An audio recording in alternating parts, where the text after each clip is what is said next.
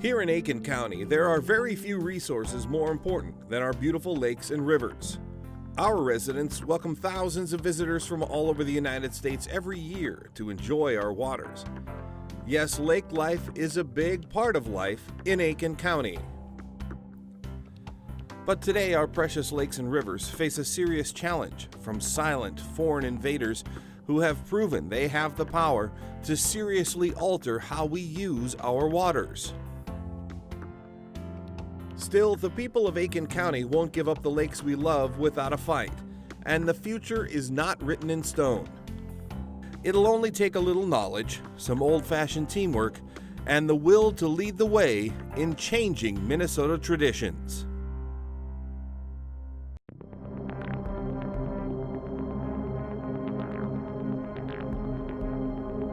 An invasive species is one that is not native to the area, of course, but it's also one that causes some type of harm, whether it be ecological, economic, some type of impact that species is causing by being here.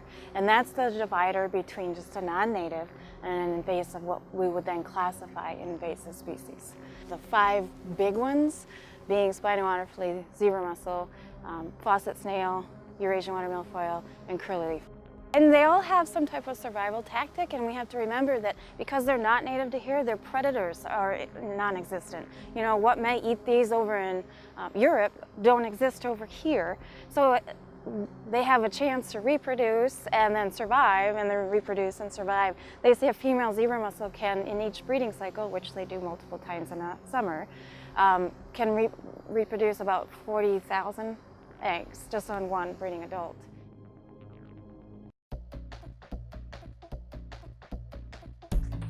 There are over 300 lakes in Aitkin County, and every single one of them is special and worth protecting.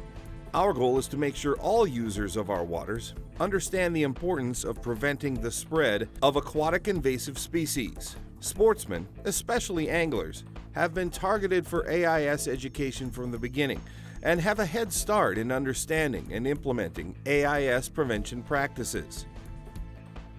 But there are plenty of other users, like high-flying water sport enthusiasts, who may not be quite so familiar with the seriousness of the threat, and we need to make sure everyone is working together to protect our Aitkin County waters. We are at the greatest point in Minnesota history to make a difference. There's political will to work on aquatic invasive species. There's funding coming from the state. There's local counties doing their part with inspectors and decontamination units. There's the Department of Natural Resources working on this. And there's the University of Minnesota doing research, which just isn't focusing on what's here now, but what could be coming in the future. All the pieces are together to make this thing happen and to prevent the spread of aquatic invasive species. What we need is you. Once you get invasive species in a lake, that lake becomes less desirable and affects property values, affects tourism. The whole economy really revolves around lakes, and that's a lot of Minnesota. So it's something that, you know, we all got to get on top of, and we all got to work together, because it only takes one boat going from one lake that has it into a lake that doesn't, and boom. It's huge here in Minnesota just to have, you know, nice, clean, accessible lakes, because there's milfoil and zebra mussels. It takes away from that experience, and you know, that's why it's so important to protect our lakes. As of right now, there is no cure for zebra mussels. There's a lot of research going on, trying to find ways to slow down their reproductive process.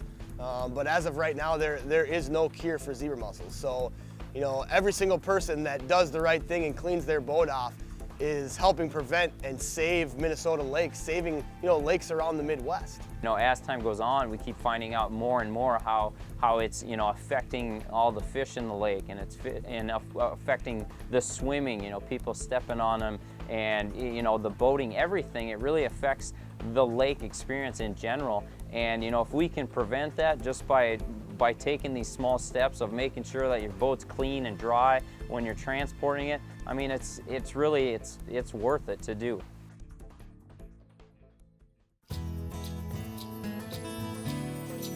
It's not only the Fun in the Sun users or the fishermen that have to be diligent. Fighting the spread of AIS is a year-round battle in Aitkin County. In the fall, waterfowl hunters need to take extra care when moving decoys and equipment from one lake to another. And even ice fishermen need to be aware of the possibility of spreading invasives. Preventing the spread of aquatic invasives isn't difficult. It's really just a matter of changing our habits. Instead of running from one lake to another with a full live well and no thought to what's on or in our boats and trailers, we simply need to slow down, take a few extra minutes, and make sure we clean, drain, and dry. And Aitkin County is committed to helping everyone keep things AIS-free by setting up decontamination stations like this one that make eliminating AIS as easy as a stop at a car wash. There is a time for everything, and in Aitkin County, the time to fight AIS is right now.